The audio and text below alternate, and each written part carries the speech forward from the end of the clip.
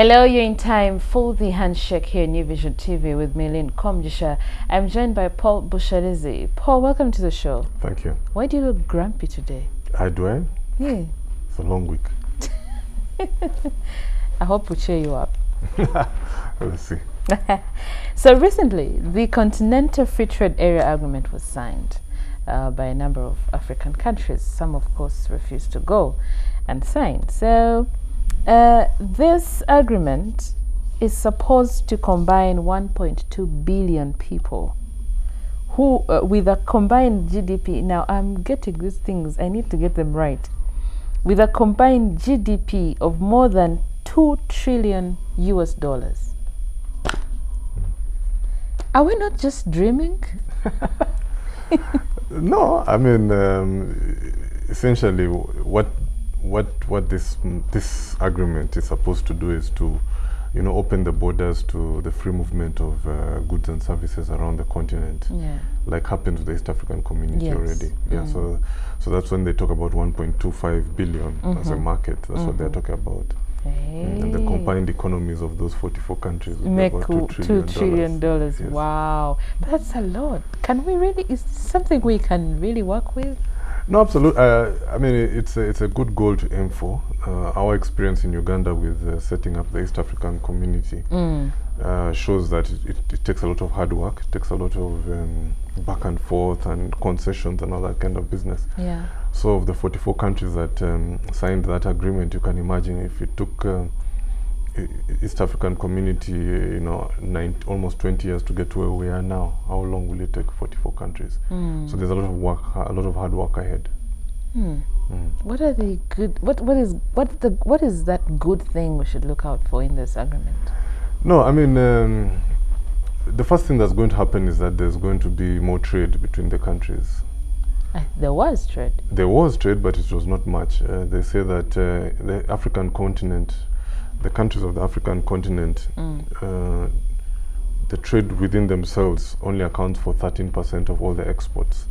So the other 87% goes to Europe, America, Asia, and whatnot. So we want to increase this trade within ourselves. It's expected that in 10 years, if this thing works, in 10 years we should see this becoming doubling, which is a good thing, because if you think about it, the barriers to entry into let's just use our own example, the Kenyan market are much less than it is to the European market, not to mention the cost of getting goods to Kenya is of course much less than Europe, so you're likely to have more trade. I mean, the experience with the East African community has shown that there is demand for our products. True. I mean, in Uganda we were trading about what is the figure? We're trading about $1 billion within the East African community before it became a common market. Now we're doing about $5 or $6 billion. These are Ugandan goods that, there are two things that are happening. One, Ugandan goods are being discovered, and in their discovery, we're increasing production here. So it should happen the same for when we come into this common market. Wow, that's interesting. My question is, are we not dealing in goods from China, wherever? Does this mean we're using our own locally produced stuff? I mean, it's a real fear, obviously, a real fear that once you open up this market, then if China gets its goods into, for example, let's just say Rwanda, can then make them flow. But that's the nature of trade everywhere in the world. I mean, the Europeans are suffering the same fear. Yeah. Of course, the worry is that, not the worry, but the truth is that the more industrialized nations of Africa will be the biggest beneficiaries, because they will just increase their own production while the rest of us are trying to set up the factories, then they're just adding to the thing. But of course, Nigeria pulled out last minute. Yeah, but the point is the standard of living of the average African should improve with increased trade. That's really the thing, regardless of what you're trading. I mean, there are Ugandans who are selling those Chinese things. They're importing and selling those Chinese things they probably wouldn't have if there was no market. I mean, recently, if you remember a few years ago, how much business we were doing in South Sudan when things were good before they went into went up in flames in 2013, we were doing at least $200 million of new exports that were not there before.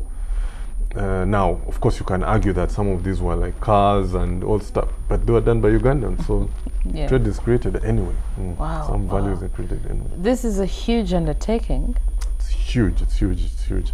The original thinking by people like the President Yoweri Museveni, and in those years Thabo Mbeki of South Africa, was that let's build the regional blocks, and then we can bring these regional blocks together. And then people like Gaddafi wanted just do the whole thing Once and for all. Yeah. So I don't know what is happening, whether we've gone to back to the Gaddafi model, because Right. we have our blocks and we've been trying to bring them together, or whether this is just an extension of that process of bringing the blocks together. Well, it's. I think it's a good thing uniting Ugandans and, of course, the whole continent. it's You something. sound doubtful. Yes, I am very doubtful, Paul, because they're saying this is intended at reducing and removing tariffs on 90% of goods and liberalize services. Really, this is a huge undertaking. I appreciate that we have taken that serious step, but I'm really But you know, the scared. borders that separate us are artificial constructs that were created by Muzungus. And when we cross them, there's war. Yeah, but why should they be there? We should decide. No, we don't need the borders. It's our decision now. It's our turn. That's what independence is about, isn't it? I'm looking forward. You don't know what will happen in your lifetime. Right. Thank you so much, Paul. You're welcome.